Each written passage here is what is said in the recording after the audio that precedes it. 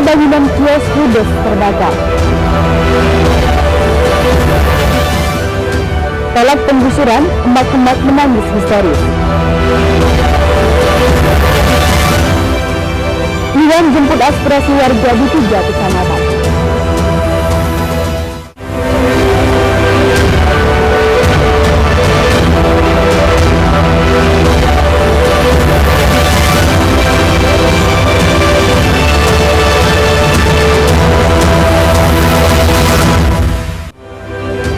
Selamat pagi pemirsa, iNews Sumut kembali menyapa Anda. Selain 3 informasi utama tadi kami hadirkan beragam informasi dari wilayah Sumatera Utara selama 30 menit. Bersama saya Nadia Laura Puja, inilah informasi pertama.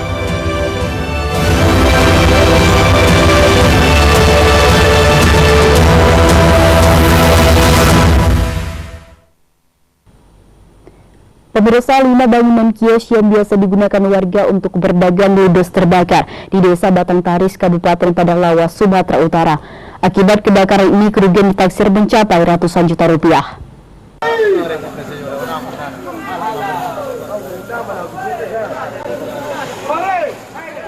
3 unit kios semi permanen serta 2 kios permanen di Batang Taris, lingkungan 7, Kelurahan Pasar Sibuan, Kecamatan Barumun, Padang Lawas, hangus terbakar.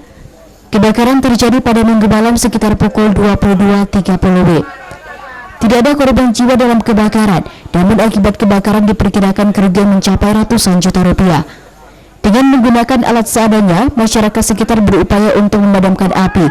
Namun karena bangunan terbuat dari kayu, api tidak dapat dipadamkan dan menghanguskan 5 unit ruko milik Haji Amron dan Haja Ros. Kapolsek Barumun AKP Miftahudin Rahab menjelaskan bahwa api mulai terlihat sekitar pukul 22.30 WIB. Untuk memadamkan api, warga mencoba untuk memadamkan api dengan alat seadanya agar tidak merembet ke bangunan lainnya.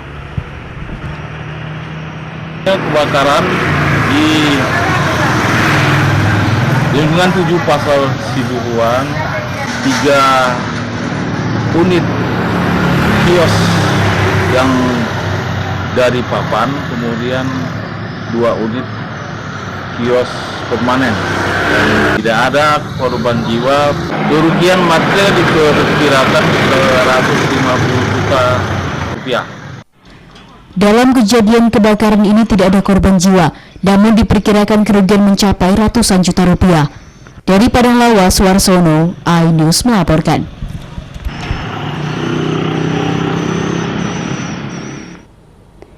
Pemirsa, aksi 2 orang pemuda melakukan penganiayaan serta merampok seorang tunawisma penyandang disabilitas viral di media sosial. Peristiwa ini terjadi di depan salah satu toko roti di Jalan Kartini, Kota Pematang Siantar, Sumatera Utara.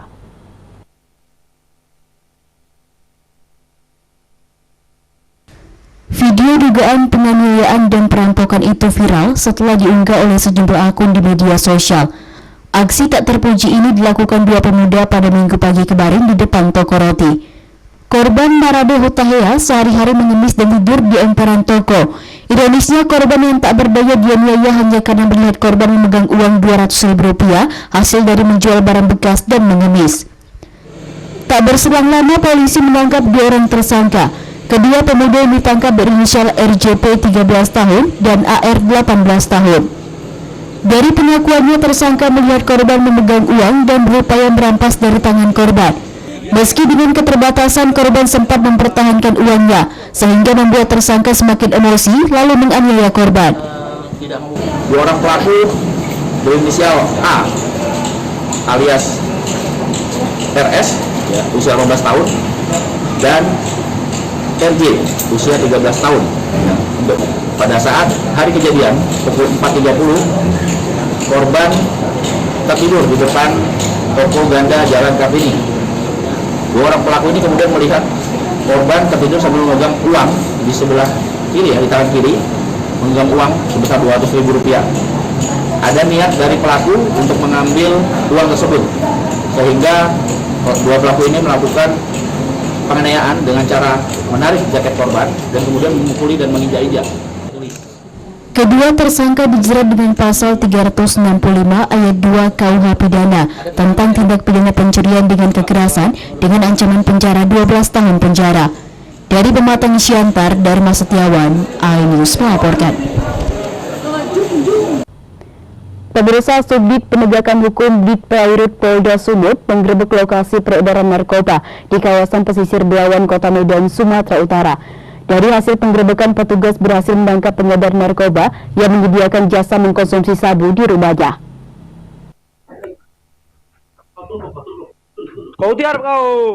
Dalam penggerebekan kampung narkoba yang dilakukan Subdit Gakum Ditpolairut Polda Sumut di kawasan pesisir Belawan, tepatnya di Uni Kampung, Jalan Kampar, lingkungan 9, Kelurahan Belawan 1, Kecamatan Medan Belawan, Kota Medan, petugas berhasil menangkap seorang pengedar berinisial R, 41 tahun.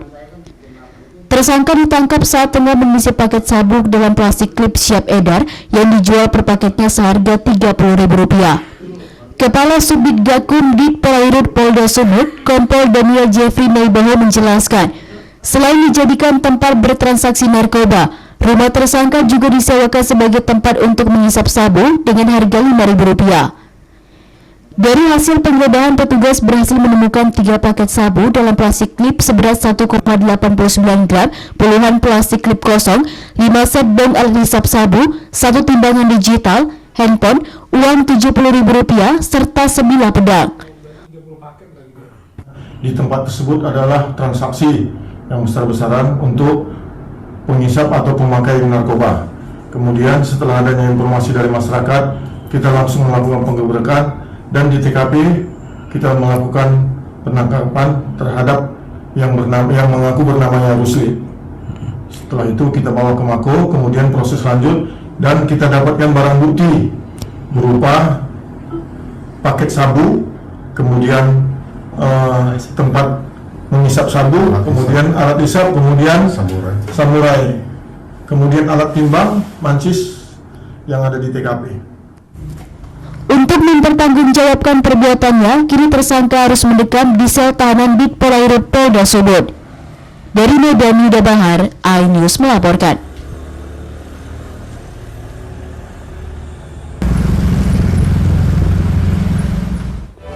Pemirsa, pohon cinta belasan meter, tetaplah bersama kami.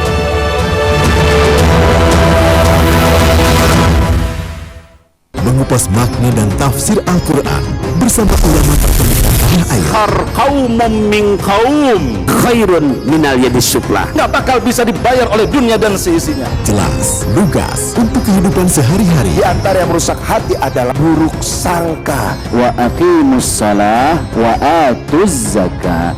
Itu pun sejajar dengan jihad fisabilillah. Cahaya Hati Indonesia, Sabtu dan Minggu pukul 12 siang di iNews.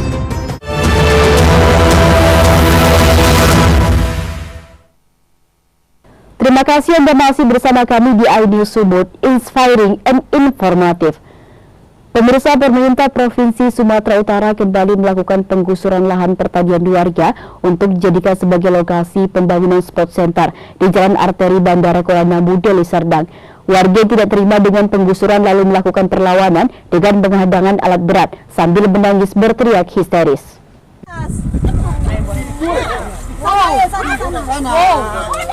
Inilah video amatir yang merekam aksi kericuhan yang terjadi di lahan sport center di Desa Sena, berbatasan dengan Desa Tumpatan Nibung, Kecamatan Batangkuis, Kabupaten Deli Serdang, Sumatera Utara. Sejumlah warga petani melakukan perlawanan dengan menghadang alat berat yang hendak menggusur lahan pertanian mereka. Warga juga melampiaskan kekesalan mereka terhadap petugas Satpol PP yang mengawal penggusuran ini. Selain tanaman padi, beberapa rumah yang dibangun warga juga dirubuhkan oleh bulldozer, hingga membuat warga langsung menjerit histeris. Bahkan ada warga yang sampai jatuh pingsan karena tak kuasa melihat sawah yang baru ditanam dirusak menggunakan alat berat. Warga yang geram juga membawa senjata tajam dan mengancam petugas yang hendak menggusur lahan pertaniannya. Salah satu warga mengatakan penggusuran ini menurutnya salah objek karena lahan sport center milik Pemprov ini berada di Desa Sena, sedangkan lahan masyarakat yang digusur ini berada di Desa Tumpatan Nibung. Hal ini dibuktikan dengan kepemilikan surat tanah yang ditandatangani kepala desa pada masa itu. Di waktu tim sport center turun ke lapangan, tidak ada memberi batas-batas mana wilayah Desa Tumpatan Nibung, mana wilayah Desa Sena, sehingga ini mereka menganggap batas benteng, dan di situ ada tanah yang tumpatan nibung diakui oleh pihak Desa Sena, gitu. Jadi di sini itulah karena tidak adanya koordinasi antara BPN Deli Serdang, Pemkab Deli Serdang dengan tim sport center. Perlawanan yang dilakukan warga seakan tak digubris oleh Satpol PP Pemprov Sumut. Mereka tetap melakukan penggusuran menggunakan alat berat hingga warga hanya bisa pasrah melihat tanaman mereka diratakan dengan tanah. Dari Deli Serdang, Rizky Faujan, iNews melaporkan. Ada bagaimana pemimpin itu bisa makan? Dari mana nasi yang dia dapat kalau enggak dari petani? Pemirsa, hujan deras disertai angin kencang yang terjadi di Kota Medan mengakibatkan pohon tua tumbang dan menimpa belasan sepeda motor di Jalan Abdul Manaf Lubis, Kota Medan. Akibatnya sepeda motor milik pekerja distributor alat-alat fiber optik ini mengalami kerusakan parah. Ini kereta lain nih, nih. Video amatir merekam belasan sepeda motor di parkiran tempat distributor alat-alat fiber optik di Jalan Abdul Manaf Lubis, Medan tertimpa pohon. Diduga akibat hujan deras dan angin kencang di Kota Medan mengakibatkan pohon tua di pinggiran jalan tumbang dan menimpa motor yang terparkir. Akibatnya belasan sepeda motor milik pekerja mengalami kerusakan parah. Bahkan dari belasan sepeda motor, 3 sepeda motor tidak dapat dievakuasi dan mengalami kerusakan berat. Ridho Kurniawan, salah seorang pekerja, mengatakan pada saat kejadian seluruh pekerja sedang tidak berada di lokasi. Para pekerja terkejut saat mendapati motornya sudah rusak tertimpa pohon. Tadi awal kejadian suatu hujan deras dan angin pun meliputnya terlalu kencang. Udah gitu di bawah pohon banyak pula kereta karyawan dari PT Kuantum Nusatama. Setelah itu datang angin kencang, ranting pohon yang sebelah kanan pertama udah patah duluan. Setelah itu baru batang besarnya menimpai kereta karyawan semua, Bang. Ada sekitar kurang lebih 15 kereta. Saat ini perusahaan sudah menghubungi pihak dinas terkait untuk melakukan pemotongan pohon yang menimpa sepeda motor agar sepeda motor dapat dievakuasi pemiliknya. Dari Medan, Ahmad Ridho Nasution, iNews melaporkan.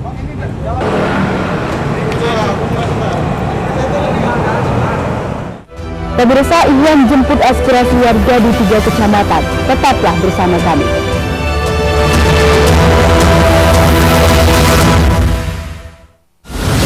Menyoroti kecurangan. TPS ini bukan soal korupsi. Itu ditemukan, itu fakta yang ditemukan di lapangan. Menyuarakan keadilan. Melarikan diri melalui sungai. Wilayah tidak tersentuh oleh negara. Laporan mendalam dan eksklusif. Saya akan tunjukkan kepada Anda. Mario Dandi, rebutan perempuan, gimana, Ken? AD Plus setiap minggu pukul 8 pagi di iNews.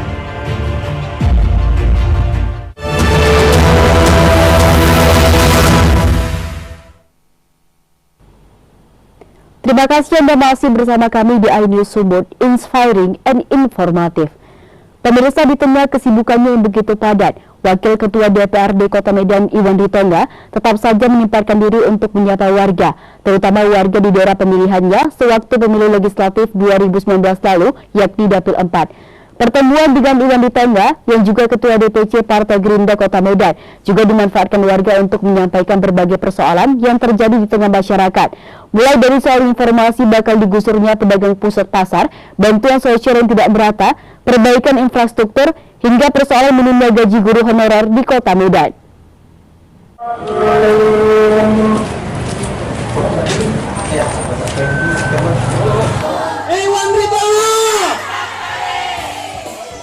Meski terus disibukkan dengan berbagai kegiatan yang cukup padat di lembaga DPRD Medan yang dipimpinnya, Wakil Ketua DPRD Kota Medan Iwan Ritonga selalu menyempatkan diri untuk menyapa warga Kota Medan yang selama ini dianggapnya sudah berjuang untuknya. Hingga dirinya berturut-turut selama 2 periode terpilih sebagai anggota DPRD Kota Medan dan menjabat sebagai Wakil Ketua DPRD. Seperti pada hari Jumat kemarin, Wakil Ketua DPRD Kota Medan Iwan Ritonga menemui masyarakat di 3 kecamatan Kota Medan yang merupakan bagian dari dapilnya sewaktu pemilu legislatif 2019 lalu, yakni warga di Kecamatan Medan Kota, Kecamatan Medan Denai, dan Kecamatan Medan Area. Lokasi pertama yang didatangi Wakil Ketua DPRD Kota Medan Iwan Ritonga adalah Jalan Air Bersih Ujung Ganggani, Kecamatan Medan Kota. Yang cukup untuk hadir di semua undangan. Kehadiran Wakil Ketua DPRD Kota Medan Iwan Ritonga di tempat ini disambut luar biasa dengan cukup antusias oleh warga yang mayoritas terdiri dari kaum ibu.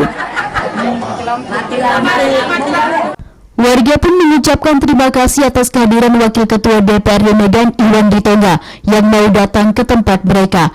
Kepada warga sekitar, Wakil Ketua DPRD Kota Medan Iwan Ritonga menyampaikan DPRD itu diinstruksikan untuk lebih banyak membantu masyarakat, terutama berjuang untuk masyarakat yang ada di daerah pemilihannya masing-masing. Di sini saya. Karena itu ia selalu mendorong para anggota legislatif, terutama dari Partai Gerindra, agar selalu turun menemui masyarakat, mendengarkan keluhan mereka, sehingga pembangunan kota dapat tersampaikan di daerahnya. Dalam kesempatan itu, Iwan Ritonga yang juga Ketua DPC Partai Gerindra Kota Medan ini mengajak warga untuk mendukung program yang tengah digiatkan pemerintah Kota Medan saat ini. Ke depan, ya DPR itu memang saya lihat difungsikan lebih banyak untuk membantu masyarakat. Terkait penanganan masalah banjir di Kota Medan, Pemko Medan kini terus berupaya melakukan penyelesaian secara bertahap dengan membangun drainase di sejumlah ruas jalan Kota Medan. Pemerintah Kota Medan kan ada uang, ada anggaran. Anggaran ini kan harus direbut, bukan direbut untuk kantong, tapi direbut untuk pembangunan di daerah masing-masing. Nah, sekarang persoalannya, maukah anggota DPR itu berjuang terhadap kepentingan untuk masyarakat di daerah saja, bukan kepentingan hanya untuk di rumah, tapi untuk di daerah dia. Nah, inilah yang kita selalu perjuangkan soal pembangunan infrastruktur di daerah Dabipat, di daerah Kecamatan Medan Kota, di daerah Kecamatan Medan Denai. Dan selalu kita kejar. Saya lihat kemarin di periode pertama kita masih lebih banyak anggaran itu kita kucurkan ke daerah kita. Nah, memang sekarang ada sedikit pergeseran karena ada janji wali kota Medan pembangunan itu supaya lebih prioritas di daerah Medan Utara. Maka sekarang Utara mungkin ada kenaikan anggaran sekitar 40%.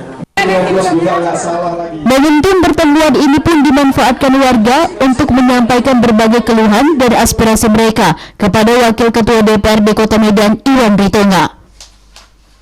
Warga menyampaikan masih banyak di antara mereka yang belum menerima bantuan sosial dari pemerintah. Selain itu, warga juga berharap adanya perbaikan infrastruktur jalan di tempat mereka. Tidak hanya itu, warga yang berprofesi sebagai pedagang pusat pasar juga mempertanyakan informasi beredar bakal digusurnya pedagang pusat pasar, sehingga hal ini membuat pedagang khawatir. Saya dengar, tapi saya belum pasti. Saya baca di HP pusat pasar, saya dengar mau digusur, Pak. Di situ kan banyak orang-orang pribumi yang memperjuangkan nasibnya, Pak, yang cari makan di situ, Pak. Saya dengar-dengar, mari gusur, Pak. Apakah benar itu? Itu aja, Pak. Menyikapi aspirasi warga di dapilnya itu, Wakil Ketua DPRD Medan Iwan Ritonga pun berjanji akan membawa berbagai persoalan ini ke dalam pokok pikirannya di DPRD Kota Medan agar nantinya dapat ditindaklanjuti Pemko Medan. Terkait informasi pedagang di pusat pasar Medan bakal digusur, Wakil Ketua DPRD Kota Medan Iwan Ritonga menegaskan kabar tersebut tidaklah benar. Dan ini sudah dikuatkan oleh surat Dirut PUD Pasar Medan ke DPRD. Jadi warga yang menjadi pedagang di pusat pasar Kota Medan tidak perlu khawatir dengan isu tersebut. Karena sampai saat ini belum ada rencana penggusuran pedagang demi pembangunan di pusat pasar. Menyampaikan kemarin beberapa pedagang di pasar bahwasanya isu relokasi pasar itu sampai hari ini tidak benar, dan itu sudah dikeluarkan oleh surat dari Direktur PD Pasar soal relokasi pasar, sehingga itu tidak benar ya, supaya seluruh pedagang di pasar tidak usah mendengarkan hal yang begituan. Usai pertemuan, Wakil Ketua DPRD Kota Medan Iwan Ritonga pun menyapa satu persatu warga.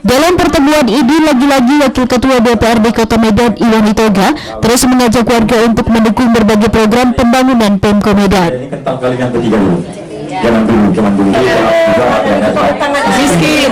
Lihat, saya cerita sedikit apa namanya cerita transfer ekonomi ibu sekalian. Mari Pak.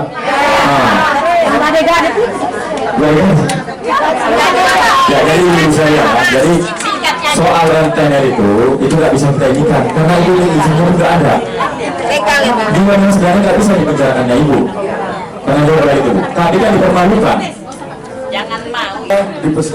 Sejumlah warga pun menyampaikan berbagai persoalan yang terjadi di tengah masyarakat, mulai perbaikan infrastruktur, bantuan sosial yang belum rata, masalah ekonomi, serta sulitnya lapangan kerja, hingga banyak warga yang mengambil pinjaman kepada rentenir melalui Megar. Keamanan tidak bisa dikendalikan.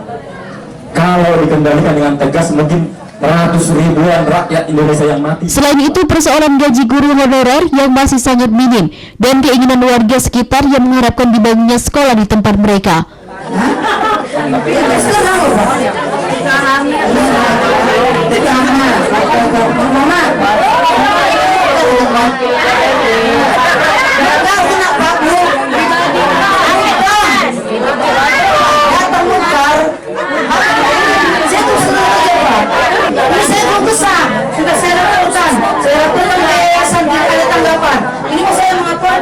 Komisi 8. Ya tahu Pak, 2 tahun tidak keluar sertifikat saya. Kenapa itu? Sementara dari Amos dapat dia 33 juta. Ustaz itu Pak Ustaz. Kalau sekolah ini mak cadang. Inilah Pak yang karena dianggapnya suaminya itu adalah pengkhianat karena tidak membela Soeharto pada saat itu. Dia merantau ibu sekalian, keluar negeri, keluar kemudian sekian 13 tahun di sana baru kembali ke Indonesia. Itulah seorang Prabowo. Lalu difitnah. Ini sekarang difitnah. Ibu sekalian 2017 pemilu kali. Menanggapi aspirasi warga, Wakil Ketua DPRD Kota Medan Iwan Itoga berjanji akan menindaklanjuti seluruh keinginan warga tersebut dengan membawanya ke DPRD Kota Medan. Menurut Iwan Itoga, soal sekolah, ekonomi dan guru, serta masalah infrastruktur menjadi perhatian serius baginya. Saya di sini.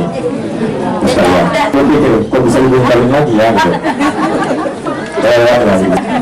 Nanti ibu undang saya kasih saya nyanyi mati lampu. Harapan kami mungkin apa yang disampaikan oleh tadi dari panitia sudah menyelesaikan. Itu saya yakin 80% adalah mama.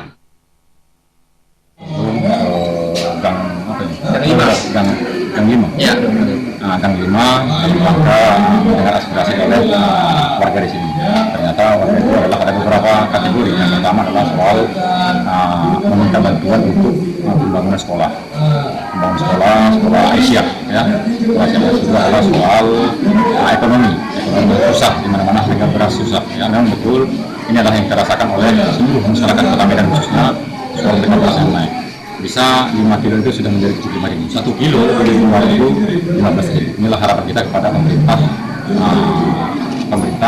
seperti Kota Medan dan kemudian Presiden supaya harga beras ini menjadi perhatian serius terhadap masyarakat karena sudah tidak bisa lagi kemiskinan seluruh yang memiliki. Ya, inilah harapan dari masyarakat yang kita dengarkan oleh disengarkan langsung di Gang 5 ini. Ya, di Gang 5 ini. Bagi masyarakat Kota Medan khususnya Dapil 4 yang meliputi Kecamatan Medan Kendal, Medan Kota, Medan Arya dan Medan Amplas, sosok Iwan Itoga dikenal sebagai sosok anggota legislatif yang santun, hormat kepada orang tua, dan peduli terhadap masyarakat. Banyak hal yang telah ia perjuangkan untuk masyarakat selama 2 periode menjadi anggota legislatif di DPRD Kota Medan, sehingga banyak warga berharap sosok Iwan yang dikenal sederhana dan mudah senyum ini dapat memimpin Kota Medan ke depannya. Dari Medan, Said Ilham, iNews melaporkan. Informasi tadi mengakhiri iNews Sumut hari ini. Saya Maria Laura Puja atas nama tim redaksi yang bertugas mengucapkan terima kasih atas kebersamaan Anda. Selamat beraktivitas dan sampai jumpa.